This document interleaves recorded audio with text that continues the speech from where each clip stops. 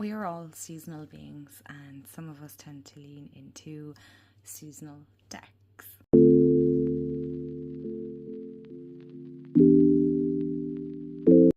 Hey everyone, and welcome back to my channel, or welcome to my channel if you're new. Hi, I'm Amanda. So today we are doing a VR to the lovely Celina over at Essence of the Moon, and her tarot tag, or deck tag if you want to call it that, is Seasons of the Self, not Soul, Self, VR, and it's Inner Cycles and Soul decks. And I love that. I feel like that is so cool because, again, we are all seasonal beings and we all tend to work with seasonal decks. So this is a really fun 10 prompt tag. I am so sorry, I'm a little bit run down today while doing this, so I apologize if I'm not as energetic, but I wanted to get this VR out anyway. If you haven't already, hit the subscribe button. I'd love to have you part of the family here. We're pretty awesome, if I do say so myself. If you love all things tarot and oracle card related, spirituality, finding magic in the mundane and the glimmers throughout every day, then this is the channel for you. Without further ado, I'll make sure to tag Celina's video below, so do go check that out, and we shall get into the prompts. Prompt number 1 is a deck that feels like spring, fresh, soft, blooming, and the one I picked was Tarot of Mystical Moments. And I feel like this is such a spring deck because it's kind of like that whole, the earth is coming back alive after winter. Things are kind of getting a little bit more alive, right? It's a little bit more brighter. Flowers might start to bloom a little bit. Nature's waking up a bit more. You know, we're feeling the energy of the coming summer kind of seeping in, you know. Excuse me. We're, in one way, it's kind of along the lines of we're ready to start setting those intentions for the year ahead. And really leaning into picking up the pace, but not so much that we're ready to leave winter behind just yet, or autumn. So it's kind of that lovely in between, very slow months to very, you know, fast energetic months in the summer. So I like that in between period of that, and I feel like the Tarot of Mystical Moments captures that so beautifully. It's the way the illustrations are, they're very odd. Yes, but there's something very spring feel about this deck. It's very intuitive and just kind of an easy one to wake up, if that makes sense. Like, you know, you find with spring it's a little bit easier to get up in the morning, it's a little bit easier to go about your day, whereas sometimes in winter we're like dragging ourselves through.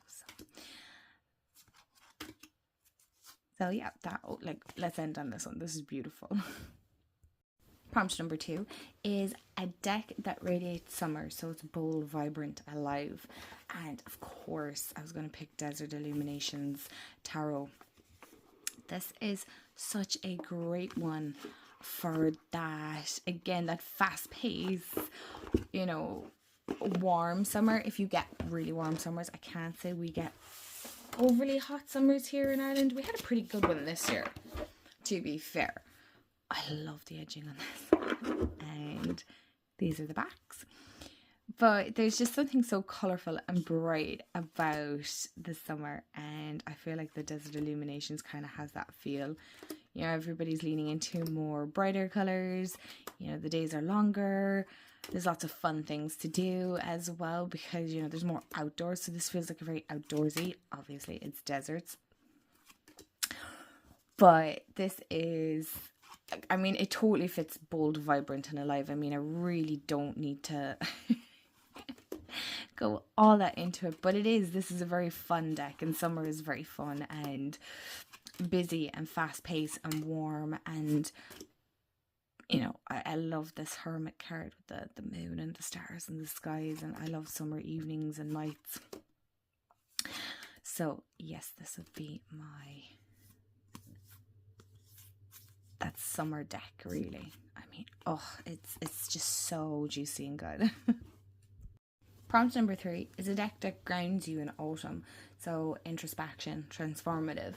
And I actually picked an oracle deck for this one. So I picked the Herbal Astrology, because this feels very autumn. I do believe I mentioned this actually in my top 7 autumnal oracle decks. And this is a great one, for the reason being is it has that pure colour, in one sense, the colour palette of autumn.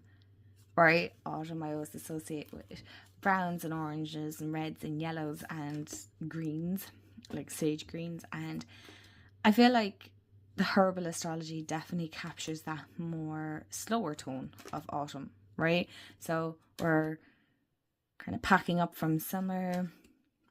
We're ready for getting ready, because we're not ready just yet, but we're getting ready for the short evenings, the cozy evenings. So this is a very cozy deck, because a lot of us will probably spend a lot more time at home in the autumn and winter, because going out is just, we'd rather be in, which is fair enough.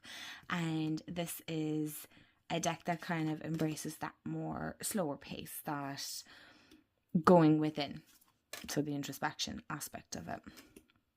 So it is very much a lot of inner working, inner soul searching, I suppose you could say. You know, what are you wanting to bring for the spring, the upcoming spring? Prompt number 4 is a deck that comforts you in winter. So quite mystical, restorative, and I knew this had to be the winter one, the Solitary Witch Oracle. This is just beautiful. Now, it's lovely all year round. Let's be honest, all of them decks are. But this is a lovely one. Oh, look at that. For more of that working with self, I feel like in winter, a lot of us seem to do a lot of inner work, right? Working on self. Maybe even shadow aspects. So maybe a shadowy deck would do for this prompt as well. But I felt like this one was just the one for the winter aspect, because again, it's all kind of lone witches, right? Solitary witches. And I feel like a lot of us are kind of like that on our path. Whether you're a witch or not, to me, it doesn't really particularly matter, because it's the essence of what we're learning, not so much titles, if that makes sense. So it's really the lessons and the sharing of information together. Even though it's solitary, that there's also a sense of community as well within that. I hope that makes sense. But there's definitely something very, very calming and restorative with this deck. Prompt number 5 is a deck you turn to during personal eclipses or emotional lows. And of course, I have to do this sideways here, but I picked the Green Witch Tarot. And a lot of you would be familiar with this deck here, because I mention it. I've mentioned it actually in quite a lot of videos. So yeah, I won't stay too long on this. But I've always mentioned how this deck has always been my coming home deck. And so I feel like a lot of us, I know myself anyway, when you're not feeling the best, or you've reached kind of a point where you just need that extra help and things like that, home is the place where we want to go. And so, you know, especially if you have family. So again, I'm very blessed with those that I have around, that I have a great community and support system excuse me around me that I can lean on when I have personal lows. And so this is that deck. I mean, look at that robin. That is that deck, or this is the deck that I would turn to if I'm feeling meh, or I'm not sure where I'm at, or where I want to go, or who I even am sometimes, right? So that deck kind of helps remind me of that. Prompt number 6 is a deck that symbolizes rebirth or renewal in your journey. And I feel like this one kind of fits very well. So it's the Enchanted for Tarot. And this deck can feel very much like, in one sense, and I don't mean this as an insult by no means, it's actually a compliment, the deck card. For the reason being, I love the backs in these. For the reason being is sometimes we need things to kind of just fall apart so that we can build better. So it's like a debt and tower card together. This deck is very blunt, very straightforward, but also very rejuvenating, right? So it's going to pick you back up when you're going through a renewal or a rebirth situation in your spiritual practice. And so if you've gone through a spiritual awakening, you'll know that it's very tough, because sometimes you have to go to the very bottom and then work all the way back up again, and that can be very tough. So this deck will help bring you and elevate you up that way. It'll help drag you through, in some sense, parts where you're just going, oh, I just can't, this is just too hard. But, you know, that is life, right? We have difficult moments, we have bumps where we hit and we just can't seem to get through it, and then we realize that sometimes it needs to be laid to rest and just sit with it, and then we can work. Oh my god, and I was just saying, this deck is like the Debt and Tower together. Okay, so the deck agrees, right? You can't make these things up. Oh my gosh, I love when this happens. Synchronicities. I love synchronicities. And we'll put the Chariot with it as well, because it definitely has a Chariot feel to it. This deck is very talkative. She seems to like to be on camera now these days. Oh, you go. I don't know how much flashing of boobs are here, but it's not a very... No, it's not. It's not one bit. Anyway, on to the next one. Prompt number 7 is a deck that makes a seasonal turning point in your a seasonal turning point in your spiritual life. And the Ostara Tarot kind of speaks to me in the sense that it's always the deck I seem to reach. Just in case you don't know, the backs are beautiful. Oh, they're definitely one of my favorite backs. Actually, it's one of my favorite decks. But this deck has been used on many turning points within my spiritual path, seasonal path. I always turn to the Ostara, I should say. I don't know what it is about it. Is it the artwork? Is it the guidebook? I think it's both, really, to be honest. There's something about it. There's something very intuitive with this deck that speaks so much. And I don't know, there's something about the season Ostara that really speaks to me anyway. There's something about spring. So that would definitely, I feel like spring is always kind of the most turning point for me.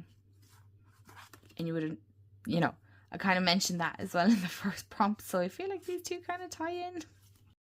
Prompt number 8 is a deck you reach for during creative bursts. And that would be the Muse Tarot. So this is definitely the deck that really speaks to me when I need that spark of creativity.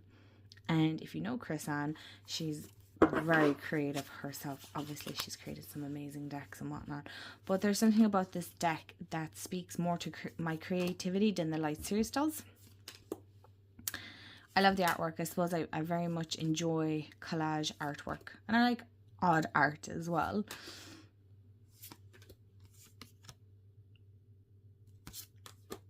And I love her writing as well. So both combined again is just... Like, look at the colours. I mean, you can't help but feel inspired by these cards. They just speak a creative language that... I don't mean to sound like the whole, if you know, you know, but when you're in a creative slump, it's like colours speak to you more when you see them. So it's hard to put into words what they're saying, because everybody's going to be different on how they interpret the colours or maybe the images. Again, it kind of comes down to symbolism and what it means for you. So yeah, that would be the Muse Tarot. Prompt number 9 is a deck that helps you grieve or release. And again, I would definitely say that my Green Witch currently kind of sits in that category as well. So I won't show it again. And prompt number 10 is, which inner season are you currently in and which deck walks with you? I definitely feel like I'm at the seasonal turning point where I'm kind of in limbo even, really, to be honest. So I'm not really in summer. I'm not yet fully in autumn, even though I'm so jealous of all of you that are in that autumn feel. I just have so much currently going on right now. It's just Wow. So trying to lean into the seasons has been difficult, but the question also says which deck walks with you, and the deck that is walking with me through all the months of September now is the Le Banca Tarot. I know I use this for the whole of September.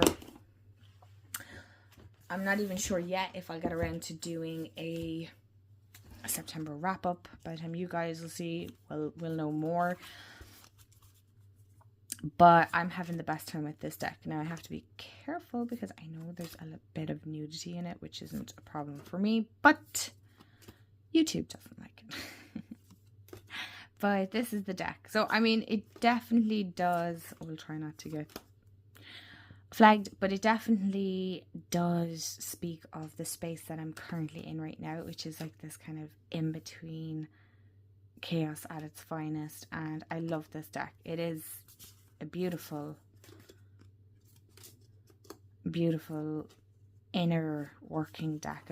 I've been working with it with the Lionhearts Tarot Challenge over on Instagram, and I'm genuinely having the best time with it.